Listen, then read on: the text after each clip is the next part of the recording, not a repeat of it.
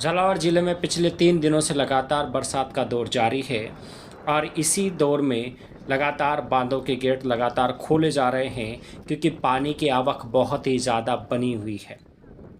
लगातार 3 दिन से मूसलाधार बरसात होने के कारण जनजीवन पूरी तरह से अस्त व्यस्त है और इसी की देखते हुए प्रशासन ने भी काफ़ी कठोर कदम उठाए हैं। लगातार एनडीआरएफ और एसडीआरएफ की टीमें लगातार मौके पर पहुंचकर स्थानीय लोगों को बचाने में जुटी हुई है। काली सिंध नदी खतरे के निशान से ऊपर बह रही है। लगातार काली सिंध नदी में उफान आने की वजह से निचले गांव और जो निचली जो कॉलोनियां हैं झालावाड़ ज़िले की, वह पूरी तरह से जलमग्न हैं। जिला प्रशासन पूरी मुस्तैदी के साथ बचाव कार्य में लगा हुआ है और उन्हीं के साथ साथ स्थानीय लोग भी लगातार बचाव कार्य में लगे हुए हैं क्योंकि लगातार पानी की आवक बढ़ रही है। झालावाड़ ज़िले की बहुत सारी निचली जो कॉलोनियां हैं वह पूरी तरह से जलमग्न हो चुकी है। पूरे पूरे मकान आज पानी के अंदर डूबे हुए हैं। एक एक मंजिल तक पूरा पानी भर चुका है। पूरी तरह से खाने पीने के सामान जितनी भी उनके अंदर जो सुख सुविधाएं थी वह पूरी तरह से नष्ट हो चुकी है क्योंकि एक एक मंजिल पूरे मकान डूबे हुए हैं। निचली कॉलोनियों में पूरे बाढ़ जैसे हालात है। यहाँ पर पूरी तरह से जिला प्रशासन पूरी तरह से मुस्तैद है और बचाव कार्य में लगा हुआ है। बहुत सारे स्थानीय लोगों को रेस्क्यू किया गया है। एनडीआरएफ और एसडीआरएफ की टीमें लगातार मौके पर पहुंचकर स्थानीय निवासियों को बचाने में जुटी हुई है क्योंकि पानी इतना ज़्यादा फैल चुका है, इतना ज़्यादा भर चुका है कि वहाँ से आसानी से निकलना मुमकिन नहीं है। बहुत सारे लोग छतों पर चढ़ गए हैं, बहुत सारे खाने पीने के सामानों को छतों तक ले गए हैं, लेकिन फिर भी लगातार खतरा बरकरार है क्योंकि एक एक मंजिल पूरी तरह से डूबी हुई है।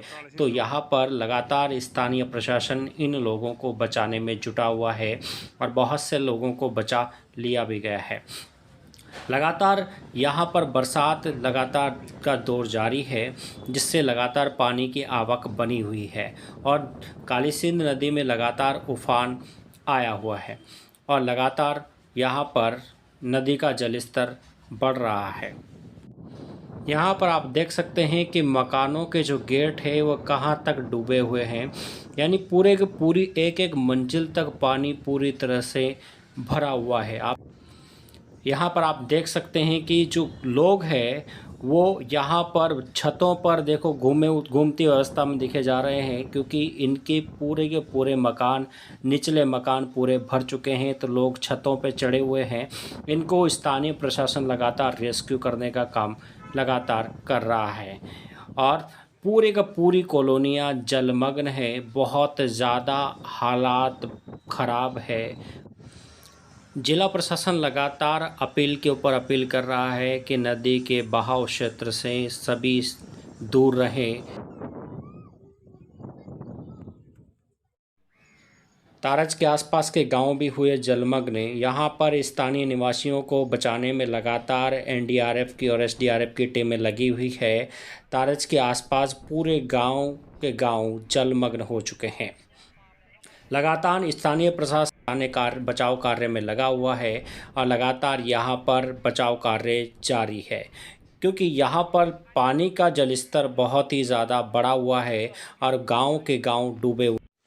सलीगड़ी धाम पर भी बहुत ज़्यादा पानी की आवक होने के कारण पूरा मंदिर डूब चुका है और यहाँ पर लगातार पानी की आवक हो रही है जिससे राढ़ नदी पर उफान लगातार बरकरार है और लगातार बारिश का दौर भी चालू है।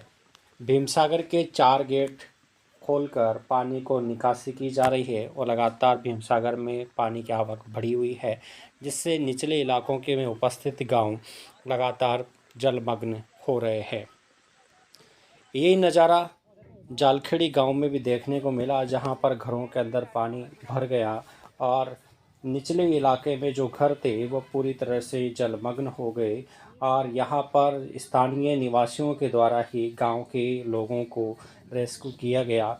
जो निचले इलाकों में रहने वाले लोग थे वहाँ से बच्चों को निकाल के बाहर लेकर आए क्योंकि निचले इलाकों पर गाय भैंस वगैरह बच्चे वगैरह फंसे हुए थे तो उनको वहाँ से निकाल कर रेस्क्यू किया गया। यहाँ पर स्थानीय निवासियों द्वारा ही बचाव कार्य लगातार चलाया जा रहा है और जितने भी मवेशी वहाँ पर फंसे हुए हैं उनको बाहर निकाला जा रहा है और लगातार गांव वाले एक दूसरे को मदद भी कर रहे हैं। गांव में कहीं कच्चे घर थे जो पूरी तरह से जलमग्न होने के कारण पूरी तरह से ध्वस्त हो चुके हैं और स्थानीय निवासी बेघर होने के लिए मजबूर हुए हैं। उजाड़ नदी खतरे के निशान से ऊपर बह रही है और लगातार पानी की आवक बनी हुई है क्योंकि अभी भीमसागर के सिर्फ 4 ही गेट खोले गए हैं और अगर लगातार ऐसे ही बरसात होती रही तो पानी की आवक बहुत ही ज़्यादा भीमसागर डैम के अंदर रहेगी, जिससे जलस्तर और बढ़ने की आशंका है। इसी दौरान यहाँ पर स्थानीय निवासियों को बहुत ज़्यादा दिक्कतों का सामना करना पड़ रहा है। उनके मवेशियों के लिए, उनके बच्चों के लिए भोजन की पर्याप्त व्यवस्था भी यहाँ पर नहीं हो पा रही है। इन गाँवों में भी स्थानीय प्रशासन की किसी भी तरह की कोई मदद अभी तक नहीं हो पाई है और लोगों की यही मांग है कि सरकार कहीं न कहीं उनकी मदद करे, क्योंकि उनकी लगातार हर साल इसी तरह से उनके घर टूट जाया करते हैं।